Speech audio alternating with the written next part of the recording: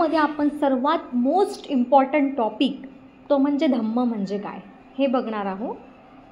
पहिला पॉईंट आहे जीवन शुचिता राखणे म्हणजे धम्म होय.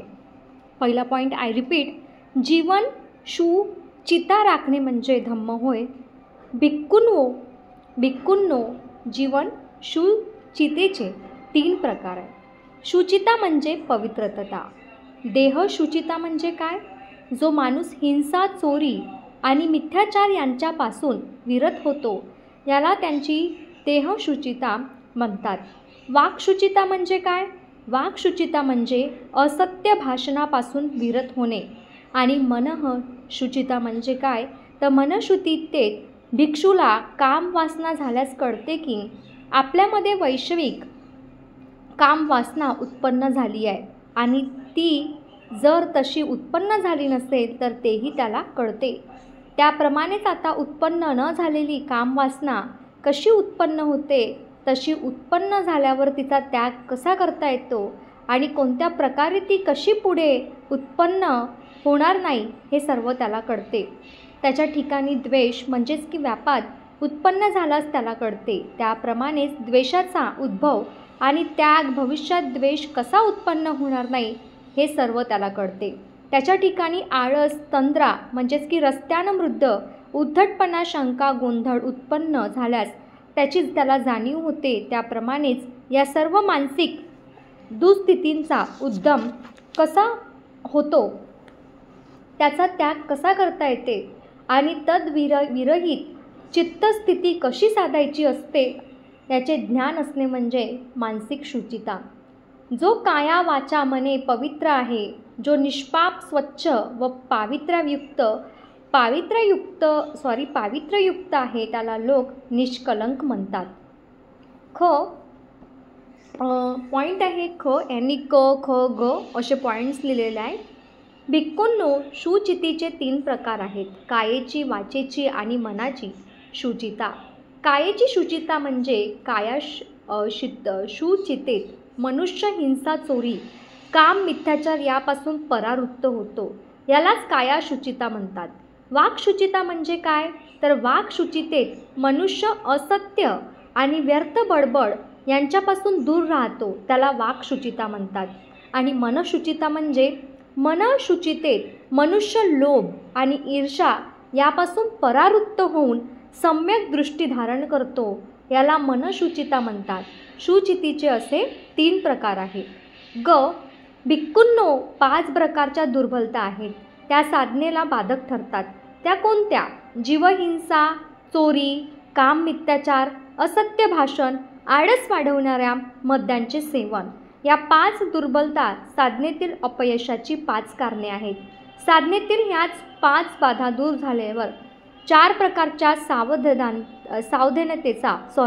सावधानतेचा स्मृती उपासनाचा अनुवादक म्हणजेच की मनात उद्भव होईल असेच वागले पाहिजे. एक भिक्षू कायेच्या विषयी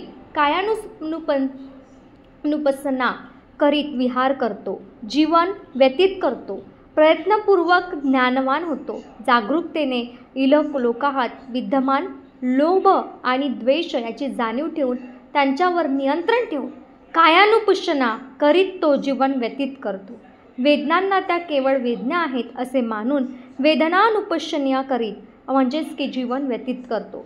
चित्त हे चित्त आहे असे मानून जीवन व्यतीत करतो. चित्तात उत्पन्न होणारे विचार ते केवळ चित्तधर्म आहे असे मानून प्रयत्नपूर्वक, जागरूकतेने आणि स्वाधीन चित्ताने सर्वसामान्य लोभ, असंतोष यांच्यावरती नियंत्रण ठेवतो. जेव्हा साधनेतील या 5 दुर्बलता दूर होतात तेव्हा 4 प्रकारच्या सावधानतेचा उदय होतो. पॉईंटमध्ये दिलेलं आहे. भिक्खूंनो घात म्हणजेच की अपयश 3 प्रकारचे आहे. शीलघात, चित्तघात आणि दृष्टीघात. शीलघात म्हणजे कोणी जीव हत्या करतो, चोरी करतो, काम भोगासंबंधी मिथ्याचार करतो, असत्य भाषण करतो, निंदा करतो, कटू भाषण करतो आणि व्यर्थ बळबळ करतो, हे सर्व शीलघातात अंतर्भूत होतात. चित्तघात कशाला म्हणतात? कोणी लोभी असतो आणि दृष्टपणा व द्वेष करतो, हे चित्तघात होत. दृष्टीघात कशाला म्हणतात? कोणी विकृत दृष्टिकोन, चुकीचा दृष्टिकोन स्वीकारतो तो असा की दान देण्यात, त्याग करण्यात, परित्याग यामध्ये काहीच पुण्य नाही. सदाचार आणि दुराचार यांचे काहीच फळ होत नाही की त्यांचे परिणामही घडत नाही. इहलोक नाही की ते परलोक नाही. आई नाही की बाप नाही आणि प्राणी स्व उत्पन्नही नाही. या जगामध्ये त्यांनी अत्युच्च शिखर गाठले आहेत, पूर्णता मिळवली आहे. ज्यांना आपल्या आंतरिक शक्तीने या ऐहिक जगपलीकडल्या जगाचा साक्षात्कार झाला आहे आणि जे त्या पलीकडच्या जगाच्या अस्तित्वाची घोषणा करू शकतात, असे श्रमण आणि ब्राह्मण या जगात नाही. असे समाजात त्या लोकांना हे भिक्खू हो दृष्टिघात झाला आहे असे समजावे. भिक्खूंनो, शीलघात, चित्तघात आणि दृष्टिघात या 3 घातांमुळे प्राण्याला मरण्यानंतर दुर्गती प्राप्त होते. मरण्यानंतर दुर्गती म्हणजे याच इहलोकी त्यांची दुष्कीर्ती उरलेली असते. असे हे 3 घातक आहे. भिक्खूंनो, लाभ 3 प्रकारचे असते, म्हणजे ते शीललाभ, चित्तलाभ, दृष्टिलाभ. शीललाभ म्हणजे काय? हिंसा, चोरी, मिथ्याचार, असत्य भाषण, निंदा, कटुभाषण, व्यर्थ बडबड यांच्यापासून परावृत्त होणे म्हणजे शीललाभ होय. चित्तलाभ म्हणजे काय? कोणी लोभी नसतो, तो दृष्टपणापासून दूर राहतो, म्हणजे हा त्याचा चित्तलाभ होय. दृष्टिलाभ म्हणजे काय? जो अशा तऱ्हेची मिथ्या दृष्टी ठेवीत नाही की दान, त्याग, परित्याग यामध्ये काही पुण्य नाही. सदाचार आणि दुराचार यांची फळे आणि परिणाम भोगावे लागत नाही. इहलोक आणि परलोक नाही. आई बाप आणि स्व उत्पन्न प्राणी नाही. ज्यांना या जगापलीकडील दुसऱ्या जगाचा साक्षात्कार झाला आहे आणि जे तशी त्यांची घोषणा करू शकतात, असे श्रमण आणि ब्राह्मण नाहीत. अशी मिथ्या दृष्टीची दृढ समजून न ठेवणे म्हणजे दृष्टिलाभ. भिक्खूंनो, या समजुतीला दृष्टिलाभ म्हणतात. या 3 लाभांमुळेच प्राण्याला शरीर नशानंतर दैववान स्वर्गीय सुगती लाभते. भिक्खूंनो, असे 3 लाभ आहेत. सो हे जे पॉईंट्स आहे कंप्लीट झाले. आता आपण सेकंड पॉईंट कवर करूया.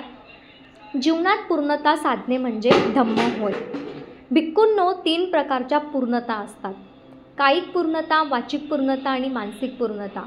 मानसिक पूर्णता कशी असते? तृष्णा म्हणजे मनातील वाईट विचार पूर्णता नष्ट होऊन, चित्तमळ पूर्णता नष्ट होऊन या जीवनात संपूर्ण चित्त विमुक्तीचा अनुभव घेणे. प्रज्ञेने आसवांपासून म्हणजे तृष्णेपासून विमुक्ती मिळून त्याच अवस्थेत राहून सतत सद्वर्तन करणे ह्याचंच मानसिक पूर्णता म्हणतात. आणि अशा या 3 पूर्णता आहे.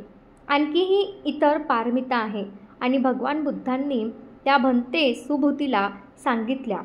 सुबुती बोधिसत्वांची 2 पारमिता कशी असते? तथागत म्हणतात, बोधिसत्व चित्तांच्या अवस्थांची जाणीव ठेवून अंतर्बाह्य वस्तूंचे दान करतो. अंतर्वस्तूंचे दान म्हणजे करुणा, प्रेम, दया यांचे दान. आणि त्या सर्व प्राणीमात्रांना दिल्यावर बोधीला म्हणजे मनात उत्पन्न झालेल्या उत्तम विचारांचे स्मरण करून अनुवादक त्या अर्पण करतो. दुसऱ्यांनाही तो तसे करण्याची प्रेरणा देतो. कुठल्याही वस्तूबद्दल त्याच्या मनात आसक्ती नसते, म्हणजे तो तिच्या लाभाची इच्छा करीत नाही. ह्या अवस्थेला दान पारमिता म्हणतात. सुबुती म्हणजे बोधिसत्वाची शील पारमिता कशी असते? तथागत या पारमितेत तो स्वतःला सदाचाराची 10 पथ्ये पाळीत असतो आणि इतरांना तसे करण्याची प्रेरणा देतो. सुबुती बोधिसत्वाची क्षांती पारमिता कशी असते? तथागत या पारमितेत तो स्वतः क्षमाशील होऊन इतरांना तसे होण्याची प्रेरणा देतो. सुबुती बोधिसत्वाची वीर्य पारमिता कशी असते? तथागत या पारमितेत तो स्वतः क्षमाशील होऊन इतरांना तसे होण्याची प्रेरणा देतो. सुबुती बोधिसत्वांची वीर्य पारमिता कशी असते? तथागत म्हणतात, या पारमितेत तो 5ही पारमितांच्या परिपूर्तीत अखंडपणे मग्न राहतो आणि इतरांनाही तसेच करण्याची प्रेरणा देतो. सुबुती म्हणते, बोधिसत्वाची समाधी ही पारमिता कशी असते? तथागत म्हणतात, या पारमितेत कौशल्याने तो ध्यान साधतो, तथापि तो तत्संबंधित रूप लोकात परत जन्म घेत नाही, म्हणजे त्यांचे मन भौतिक सुखात रमत नाही आणि तो इतरांनाही तसेच करण्याची प्रेरणा देतो. सुबुती म्हणते बोधिसत्वाची प्रज्ञा पारमिता कशी असते. तथागत म्हणतात की या पारमितेत तो कोणत्याही एका धर्मात मग्न न राहता सर्व धर्माच्या अभिजात स्वरूपाचे चिंतन करीत असतो आणि तसे करण्यास इतरांना प्रेरणा देतो. अशा पारमिता अंगी बनविणे ह्यालाच धम्माचे परिशीलन करणे असे म्हणतात. पॉईंट नंबर 3 आहे निब्बाण प्राप्त करणे हाच धम्म आहे. निब्बाणासारखे परमसुख दुसऱ्या कशानेही लाभत नाही असे भगवान बुद्धांचे वचन आहे. भगवान बुद्धांनी शिकवलेल्या सर्व सिद्धांताचा निब्बाण हा केंद्रवती सिद्धांत आहे. निब्बाण म्हणजे बुद्धपूर्व लोकांनी सांगितलेल्या निब्बाणापेक्षा ते अधिक अर्थाने आशयाने वेगळे आहे. बुद्धपूर्व लोक निब्बाण म्हणजे आत्म्याचा मोक्ष असे मानित असत. 4 प्रकारचा मोक्ष पूर्वी मानला जात असे. एक लौकिक म्हणजे खा प्या मजा करा आणि जड स्वरूपाचा म्हणजे भौतिक स्वरूपाचा. योगिक म्हणजे योग विद्येचा उपयोग करून. 3 आहे ब्राह्मणी म्हणजे होम हवन आदी यज्ञांचे कर्मकांड करून.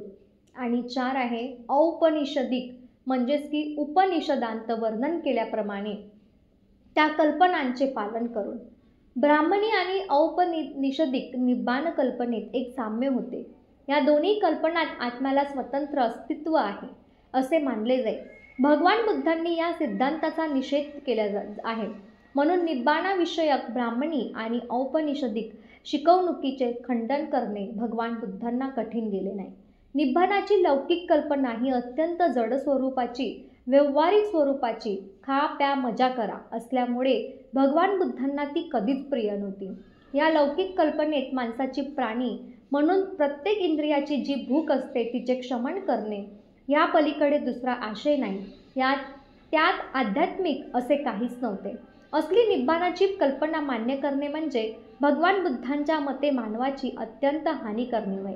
कारण इंद्रिय भुकेचे शमन करणे म्हणजे त्या इंद्रियाच्या अधिक भुकेला प्रोत्साहन देण्यासारखे आहे. अशा प्रकारचा जीवनमार्ग कोणत्याही प्रकारचे सौख्य मिळवून देऊ शकत नाही.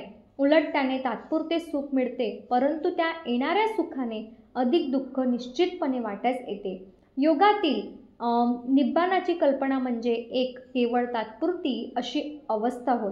त्याने मिळणारे सुख हे नकारात्मक स्वरूपाचे असते आणि ते मिळण्यासाठी सर्व संसार पराडमुख व्हावे लागते. त्याच्या योगाने वेदना वाईट विचारांमुळे होणारी अनुभूती अनुवादक टाळता येतात, परंतु सुख मिळत नाही. आणि सुख मिळालेच तर ते योग चालू असेल तोपर्यंत मिळते ते स्थायी स्वरूपाचे नसते, अस्थायी स्वरूपाचे असते. भगवान बुद्धांची निब्बाणाविषयी कल्पना त्याच्या पूर्वी असलेल्या मतप्रणालीपेक्षा किती वेगळी होती. त्याच्या निब्बाण कल्पनेत 3 विचारांचा अंतर्भाव होतो. आत्म्याच्या मोक्षाऐवजी प्राण्याचे सुख हा एक विचार. जिवंतपणी सर्व संसारात असताना मिळणारे सुख हा दुसरा विचार. आत्म्याचा मोक्ष आणि मृत्यूनंतर आत्म्याला मोक्ष मिळणे हे 2 विचार भगवान बुद्धांच्या निब्बाण कल्पनेच्या अगदी विरुद्ध आहेत. भगवान बुद्धांच्या निब्बाण कल्पनेतील मूळ आधार असा तिसरा विचार म्हणजे सदैव प्रज्वलित असणाऱ्या विकारांच्या ज्वालांवर निग्रह साधणे. विकार हे माणसाच्या मनाला सतत जाळीत असतात आणि त्याला दुःखात ठेवतात. गयत राहत असताना भगवान बुद्धांनी भिक्खूंना जे प्रवचन दिले होते त्याचा मुख्य विषय राग आणि द्वेष हे प्रज्वलित अग्नीसारखे असतात हा आहे ते म्हणाले. हे भिक्खूंनो, सर्वच काही जळत आहे. भिक्खूंनी संसारातील कोणकोणत्या वस्तू जळत आहे? भिक्खूंनो, चक्षुरिंद्रिय जळत आहे, रूप जळत आहे, चक्षु संस्कार हे जळत आहे, डोळ्यांनी होणारी जाणीव ही जळत आहे आणि चक्षु संस्कारापासून उद्भवणाऱ्या सुखकारक दुःखकारक अदुःखकारक गोष्टी ह्याही जळत आहेत. आणि कशामुळे जळत आहे? त्या रागाग्रीने जळत आहे, द्वेषाग्रीने जळत आहे, मोहाग्नीने जळत आहे.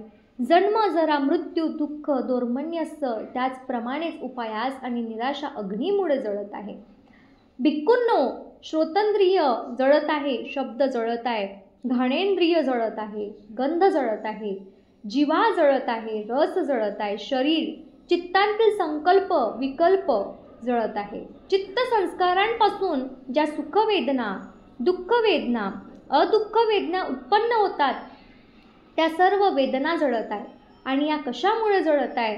त्या रागाग्नीने, मोहाग्नीने जन्म जरा मृत्यू दुःख दर मन प्रमाणेच उपायास यांच्यामुळे जळत आहे. हे जाणल्यावर भिक्खूने प्रज्ञावान आणि श्रेष्ठांच्या मनात उपेक्षा विरक्ती उत्पन्न होते. या उपेक्षेमुळे त्यांच्या ठिकाणचे रागाग्नी आदी विकार मावळतात आणि विकाराच्या अभावामुळे तो मुक्त होतो आणि मुक्त झाल्यावर त्याला आपल्या मुक्तीची जाणीव होते की मी मुक्त झालो आहे. निब्बाणामुळे सुख कसे मिळते? या दुसऱ्या प्रश्नाचे उत्तर देणे आवश्यक आहे. एक सर्वसामान्य समजूत आहे की माणसाला पुरेसे मिळाले नाही की तो दुःखी होतो. परंतु ही समजूत म्हणजे त्रिकाळ सत्य नव्हे. भोवती समृद्धी आणि संपन्नता असून सुद्धा माणूस दुःखी राहतो. दुःख हा लोभाचा परिणाम आहे आणि लोभ हा गरीब आणि श्रीमंत या दोघांच्याही जीवनाचा शाप आहे. ज्यांच्या जवळ आहे त्यांनाही आणि ज्यांच्या जवळ नाही त्यांनाही लोभामुळे दुःख मिळते. हे विचार भिक्खूंना दिलेल्या एका प्रवचनात भगवान बुद्धांनी स्पष्ट केले आहेत. भिक्खूंनो, लोभाने लुब्ध, रागाने क्षुब्ध, मोहाने मूढ झाल्यामुळे माणसे स्वतःच्या व इतरांच्या दुःखाबद्दल विचार मनात घोळवू लागतात आणि त्यामुळे त्यांना मानसिक वेदना आणि पीडा अनुभवाव्या लागतात.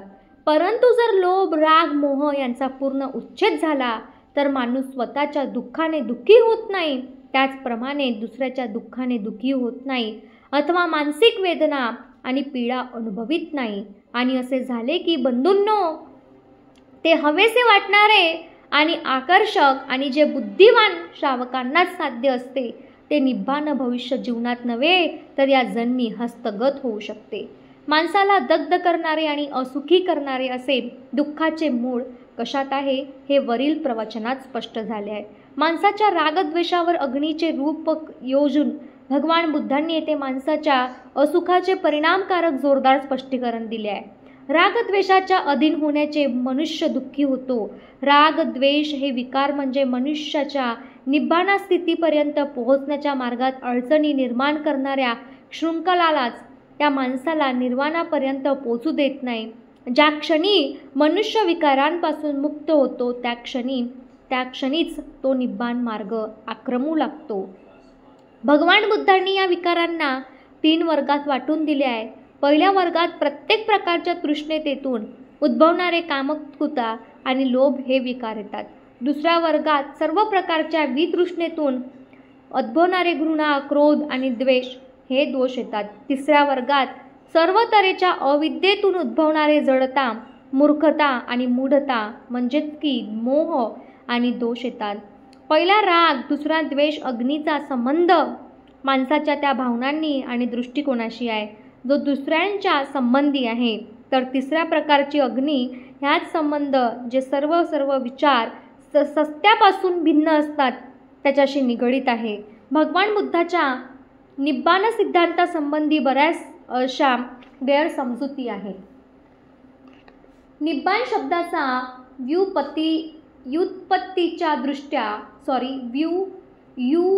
व्युत्पत्तीदृष्ट्या अर्थ फुंकर घालून विझवणे किंवा मालविणे असा आहे. शब्दांच्या व्युत्पत्तीचा आधार घेऊन टीकाकारांनी निब्बाणा सिद्धांतातील अर्थहीन आणि कवडी मोलाचाच बनवला आहे. त्याला एक संपूर्ण नकोशी अशी गोष्टी बनवली आहे. ते तसे म्हणतात की निब्बाण म्हणजे सर्व मानवी विकार मालविणे म्हणजे मृत्यू असा वाकडा अर्थ लावून त्यांनी निब्बाण सिद्धांत हास्यास्पद बनविण्याचा प्रयत्न केला आहे. हे जे कोणी अग्नी प्रवचनाचा भाषेच्या दृष्टीतून अभ्यास करतील त्याच्या स्पष्टपणे लक्षात येईल की निर्वाणाचा हा अर्थ मुळीच नाही. हे जे कोणी अग्नी प्रवचनाचा भाषेच्या दृष्टीने अभ्यास करतील त्यांच्या स्पष्टपणे लक्षात येईल की निर्वाणाचा अर्थ मुळीच नाही. अग्निस्कंदोपम सुक्तात हे म्हटलेले नाही की हे जीवन जळत आहे आणि विझून जाणे म्हणजे मृत्यू आहे. तिथे म्हटलं आहे की रागाग्नी जळत आहे, द्वेषाग्नी जळत आहे आणि मोहाग्नी जळत आहे. या अग्निस्कंदोपम सुक्तामध्ये असे म्हटलेले नाही की माणसाच्या सर्व प्रकारच्या प्रवृत्तींना पूर्णपणे नष्ट करून टाकावे ते तेवढेच म्हणते की पेटल्या ज्वालेला अधिक इंधन पुरवू नका. दुसरी गोष्ट अशी आहे की टीकाकार निब्बाण आणि परिनिब्बाण यात भेद न करण्यातही चुकले आहेत. उदाहरणार्थ असे सांगितले आहे की जेव्हा शरीर विस्कळीत होते, संज्ञा थांबतात म्हणजे शुद्ध गेलेली असते, तेव्हा वेदनांचा नाश होतो. चलन वलनादी क्रिया थांबतात, चेतना एकदम गेलेली असते, तेव्हा परिनिब्बाण घडते. याप्रमाणे परिनिब्बाण म्हणजे पूर्णपणे मालविणे, नाहीसे होणे.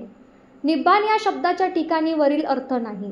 निब्बाण म्हणजे धर्म मार्गावर वाटचाल करता येईल एवढा पुरेसा आपल्या प्रवृत्तीवर ताबा असणे. यापेक्षा निब्बाण शब्दात अधिक अर्थ अभिप्रेत नाही. निब्बाण हा निर्दोष जीवनाला प्रतिशब्द आहे. हे भगवान बुद्धांनी स्वतः राधस्त्ववीरांना स्पष्ट करून सांगितले आहे.